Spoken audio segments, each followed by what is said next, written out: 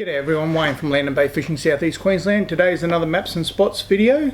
This one's going to be about squid fishing, but before we get into the maps and spots, I'm going to go over a little bit about the gear I use, not very much. I will link a video to this one toward the end in relation to all the gear, the rods, the reels, setup. Okay, some of the jigs I mostly use the very cheap jigs, around that $1 to $8 mark. Then probably 80% of my fishing are done with those jigs. If I know the area really well and I know where the snags are and I know that I'm not going to lose too many jigs, I will up it. I have a favourite, and there's a couple of guys that fish this area that have the same favourite. It's the Yo-Zuri Shrimp Hunter. That Yo-Zuri Shrimp Hunter at the moment is near impossible to find under $30 for a size 3. If you want a size 3.5, you can get them for around $18. They're the ones that I've gone to, and they work just as well. That's the 3.5 there. Got this one this week for this season, and I like that colour there, and also the burnt orange. The burnt orange is this colour in here. So there's a 3.5 in the burnt orange, and that one's a 3.5 in the blue. So they're the two that I use mostly. I don't use any other colours. I think they're the only two colours that I actually have in that range. I use plenty of other colours, but they're all in the cheaper lures. All of the other lures that I have are pretty much less than $8. So you don't need to spend a lot of money on squid jigs to catch a feed of squid. One of the most important things about your squid jig is to modify it to the environment that you're fishing in. A squid jig will come standard with the weight that's on it, and often that weight is too heavy for the area that you're going to fish. If you're a land-based squid fisherman, you'll fish in areas as shallow as just a foot of water. Now in that case, you don't want the lure to sink straight to the bottom that quick. What you want is that lure to sit on the surface in the face of the squid and just gently drift down to the bottom. And to do that, you just shave the weight. Now you can see the weight on that one is shaved. I've shaved the bottom off it here. Now there's still quite a bit of weight on this one, and it will sink at a fairly rapid rate. That one probably sink. Generally speaking, the squid jigs that you get in this size will sink at about probably 3 to 5 seconds per meter. What you want it to do is to sink at about 10 seconds per meter, and to do that you shave a little bit off, you put a line on it, you throw it in, and you actually watch it sink. And when you're fishing, when you go down to the jetty and do that and just experiment with it, it'll only take 2 or 3 for you to realise just how much you need to take off the average squid jig to be able to get it to sink at around 10 seconds per metre. Well, that's the jigs. There's a couple of other really important items that I think we should discuss before we get into the maps and spots. There's 3 more. One's a vest. It's essential. I really highly recommend a vest. The back will hold your tackle, the front will hold all your tools that you need on the session, and you can actually fish with everything at the ready and not have it all in a bag behind you that you have to bend over, pick up and put down every time you move spots. Squid fishing is very mobile, and the more prepared you are, the easier you'll find that session. You can use a tool bag if you don't have a vest and don't want to get a vest. Just get a little tool bag like this. Everything goes in the tool bag. I always open up one side of it so that one side's closed and one side's open. Easy to get your hand in, easy to have a look, see what's there. So that can replace the vest, but I do prefer the vest over the tool bag. Another thing, sorry for how dirty it is, but this is quite a few years old now. This is esky here. You can get from Bunnings. You can also get from most tackle shops.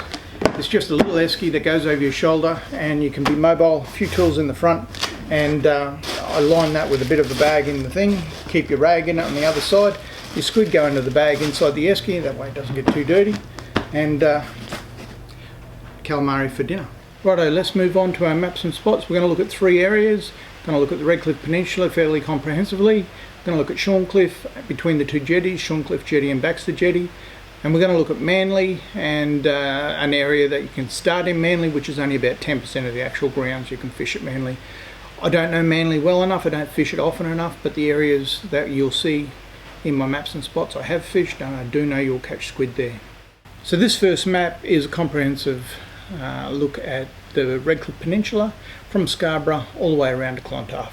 the harbour there at Scarborough, you've got 2 boat ramps. Both boat ramps are a very good area to go squid fishing land-based. You've also got plenty of rock groins and walls to do some walking. You just follow those rock walls around. The green marked area through there is a secondary spot. I do squid fish in these areas, but they don't produce as well as the primary spots, which are marked in red. Moving around to the northeastern side of Scarborough, you can see there you've got a track in red and a track in green. There's a little car park area just to the southern side of where that red track is. That's where I like to park. I start in that red line and I follow that green line around as far as the tide will let me on any given day. As I said earlier, the red line is your primary position. It's where you'll catch most of the squid. If you're not catching anything at all in the red areas, it's unlikely you'll catch in the green areas, so I'd move to a different location. Moving a little bit further south from Scarborough, you get to Redcliffe. This is the Redcliffe Jetty. You'll see that it's a complete red line there. You will catch squid all the way through that red area, and I can tell you now, very, very rarely you'll see me on the jetty, although the jetty is a good place for squid, but there's so many fishers go out there and chase squid that it's just too much for me through the winter time. I'd much prefer to stay on shore and fish the rock areas and the reefy areas, the weedy areas, either side of the jetty there. Now, Scott's Point is another area that I fish on occasion. It's an area that I fish more for snapper in the winter time and big bream, but it's very rare that I go there and I'm chasing those big snapper that you don't see a squid hanging around the rocks. So there are definitely squid there, and it's a good place to give it a shot. So just around the corner from Scott's is Woody Point Jetty. Woody Point Jetty is a really popular place for fishers to go through the winter time. You will definitely get your feed of squid there. I do like either side of the jetty, so on the rising tide through to high, and then first couple of hours of the run out, you've got good water in close, and I walk both sides of that jetty. From the western side of that jetty, you can walk all the way down to Clontarf if you want to, and you will catch squid the whole way. So moving west from Woody Point, we get to Clontarf. Clontarf, just like Woody Point, is a very good area. It's a really shallow reefy area around there. At low tide you will see lots of exposed rocks. Well, the squid love those rocks. The top half of the tide, fish on top of the rock and both sides of the rock, and you'll find your squid. Okay, that takes us off the peninsula, and our first stop is Shorncliffe. Now Shorncliffe, like I said, right from Brighton all the way through to Cabbage Tree Creek, you can catch squid. I've marked this particular area because it's an area when I do fish over there, this is where I fish. Both sides of the jetty, you will catch squid off the jetty, but particularly around on the Baxter's side, just to the eastern side of Baxter's jetty, there's a little path, and that path takes you through to some really good ground there for big bream, and in the wintertime, some big squid. Well, from Shorncliffe, that takes us to our last spot that we're going to talk about today, is Manly, which is on the southern side of the Gateway Bridge. You follow the Navman to the Esplanade at Manly, and Norfolk Point is the parking area where I like, and you'll see there it's all red, and that's because that whole area works very, very well for squid. Now, like I said at the beginning of this video, Manly, that's about 10% of the areas you can fish in that area. From Manly to Cleveland, there are heaps more spots. It's not a spot that I go very often because there's so much good squid fishing around Redcliffe, but that spot there you will definitely catch your squid right through the cooler months, particularly on the westerly breezes. I did mention at the beginning of this video that I was going to put in a link to another video, a video that I've made a couple of years ago. It's a more comprehensive look at the gear and the methods that I use, so check out the link that's above my head. That brings us to the end of another video. Thank you very much for watching, I appreciate it. Hit the like button if you haven't already subscribed, and I'll catch you on the next video.